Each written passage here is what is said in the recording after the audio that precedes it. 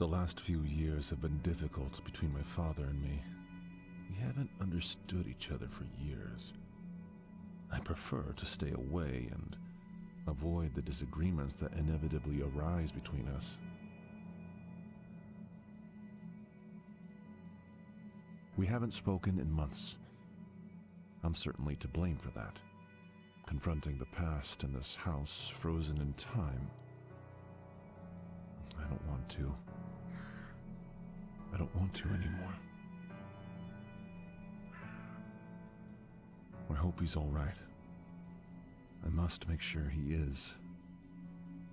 Maybe we'll have a chance to talk about something other than his stupid quest.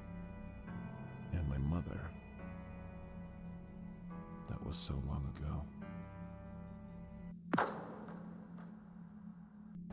Hey guys, and welcome. Nick John Wick here, and I am so excited to bring the first guide for the Cursed Legacy, How to Banish Mother. We are going to go through exactly what to do in the first half of the game, but let me just say, this horror escape puzzle game is like nothing I've ever experienced. It is completely different from any of the other escape or puzzle games I have played. This is my father's car. He can't be far.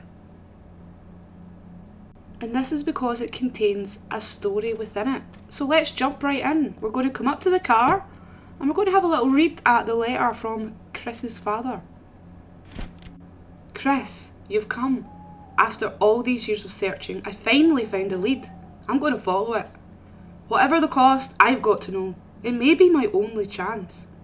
Don't worry about me. I'm tough. Please, don't follow me.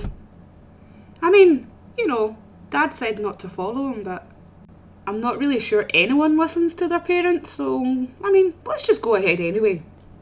So the first thing you're going to do, guys, you're going to come up into this front entrance area, and there's a drawing on this table.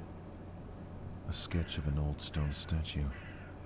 Now this is going to be your first clue. You can zoom in on things, you can turn them around. Lots of objects in the house you can pick up and investigate. Some things you do have to turn around to find clues, which is a really good addition. The front door is locked. There should be a spare key on the terrace or in the garden. Alright, I'm not going to tell you how long I actually spent looking for the key, but let me just say, in beta testing the game, I was able to play it before release. There are no hints, there were no tips, I had no idea what to do. I knew that there was a statue in some sort of drawing, so I did look around the full garden, at every single statue around about, but I'm just going to tell you, it's over here. The one statue that I didn't find for too long, okay? It's to the right of the car, right over at sort of the right backhand side of the garden, okay? The key is behind the statue as well, so it's not like it's very easily seen, and that's my excuse. Anyway, we got the key. We're going to enter it into the lock. Make sure you click the lock when it's highlighted and then the handle. I'm not going to tell you how long it took me to open the door either. But we do come across a note. You're back? I'm not surprised. You're as stubborn as your mother. Electrical voltage is sometimes unstable. Limit your lighting to avoid blackouts. A torch will come in handy. There's one next to Napoleon. So basically, guys, if you turn on more than 3 or 4 lights, they will blow and you'll have to turn them back on at the breaker. So, you know, there's that, as well as being chased by Mother the entire game. So, good luck! So, our second objective is to find the torch. Piano lessons with my grandfather and mother. Pay close attention to this photo, because on the back of it is inscribed "Never Play." Now that's going to be important later, alright? But in terms of the torch, there's a couple of spawn locations. For this game, it happens to be behind these folders on the nightstand, underneath the painting of Napoleon. It can also spawn in the dining room and inside that drawer on the table we were at. Now, our next objective is to find these candles. There are 5 of them, okay? We need 5 candles in order to complete the exorcism ritual. And they will be located around about the house. I do believe they have a couple of different spawn points. However, they do tend to be around about the same place. So the first candle was in that hallway. The second one is in the kitchen. A bottle of wine can be a great vintage. There is wine everywhere. I do assume it's Nuci's cultural French heritage. That is just so normal for him to have wine in every cupboard. But yeah, I thought that was quite funny. The second candle is in this cupboard area, and you just automatically take it into your inventory. You will notice, guys, these sort of symbols around about the property. Keep note of those. Okay. Anyway, come back through the living room and into this hallway. I'm very nervous about opening doors in this game. If you've played it, you will understand why. But third candle is way over there. So we're going to come into this bedroom. This is where we're going to find the lighter. It's always been here, okay? Always been in this drawer. This is a ghost-esque. I absolutely love the style of it. So this will let you light all of the candles, even the fireplace, which is pretty damn cool. So at this point, we've got our 3 candles. We're going to make our way up the stairs to find the last couple. And again, piano is going to be important for this video, okay?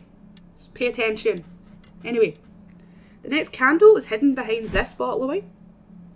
And this can sometimes be in the study room, okay? So it's either on that desk or it's in this room here. Also hidden in this room is going to be your banishment book. And you're going to need that for the ritual. And again, another symbol on the wall to take note of. The banishment book is in the sets of drawers. You're just going to need to pull them all out and find it yourself. So now you've learned Banishment 101. And we are getting more prepared to take on Mother herself. Now, this room here, the storage area, this is going to tell you exactly what to do. When I was beta testing this lovely helpful menu up the top didn't show. So I would stand here and look at this like, okay, what have I to do? Well, we figured it out, guys, we got there. What we have to do is trap the mother in the middle of the ruin, place candles and smudge around about it, and perform the banishment ritual. So let's do that. Now, a point to note about these doors. If you've played it and you're trying really hard and you're here for help, you will know all about these doors.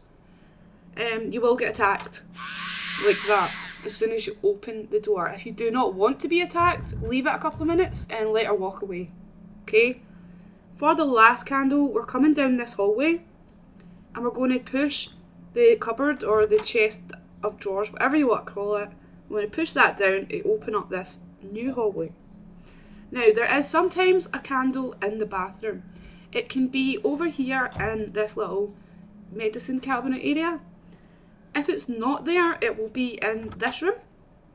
And you will see it away over on the chest of drawers at the right hand side. This room is also important because it contains the code for the piano puzzle. And we're going to do that when we start the banishment. So that code is over here. Beethoven is hiding behind the clothes. You're going to pick that up and you're going to take it into your inventory. This will be your first puzzle.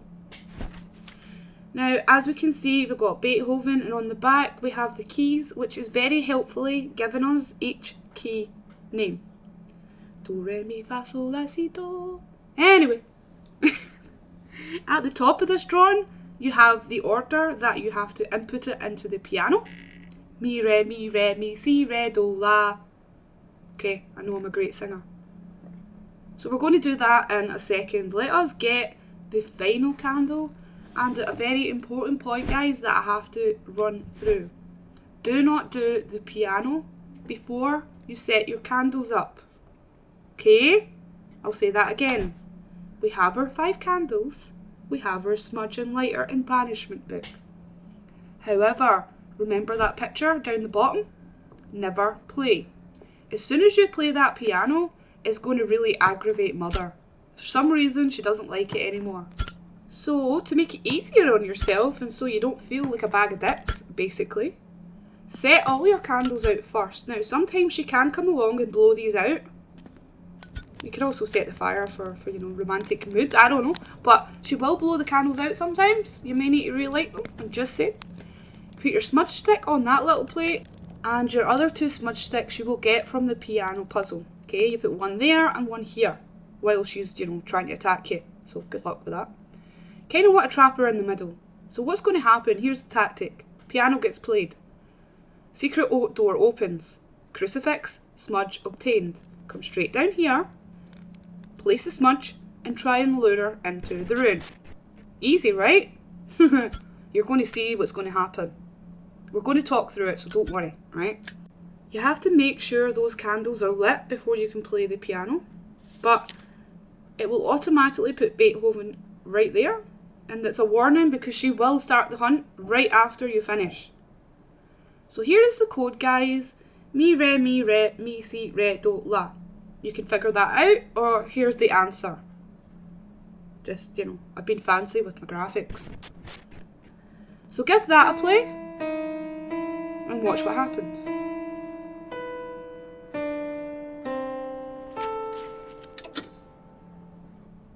This door opens.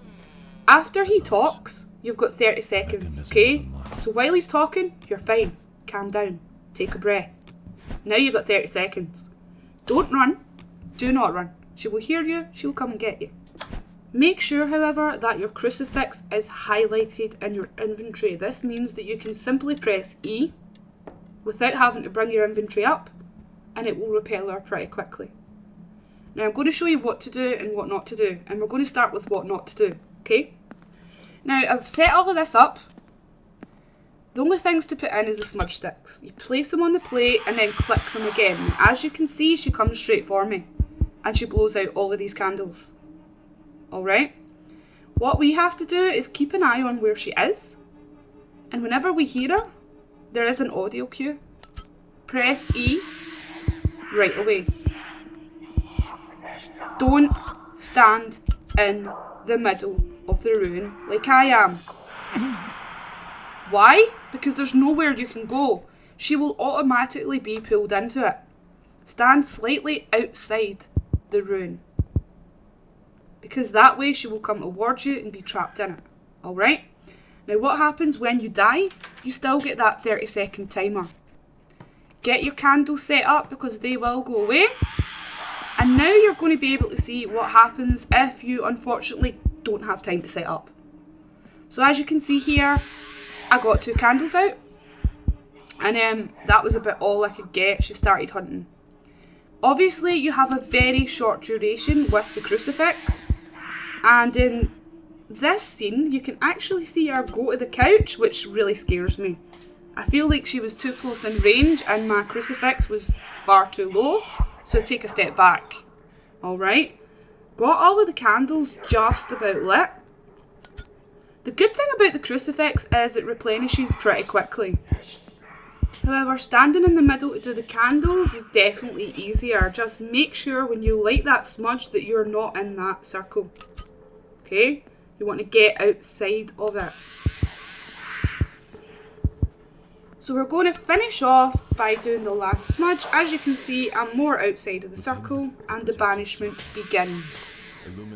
So as he goes through his little ritual, I just want to thank you guys for watching. If you did like this content and appreciate the guide, please subscribe. I did take an incredibly long time to figure this out, so I do hope these guys help you with the Cursed Legacy.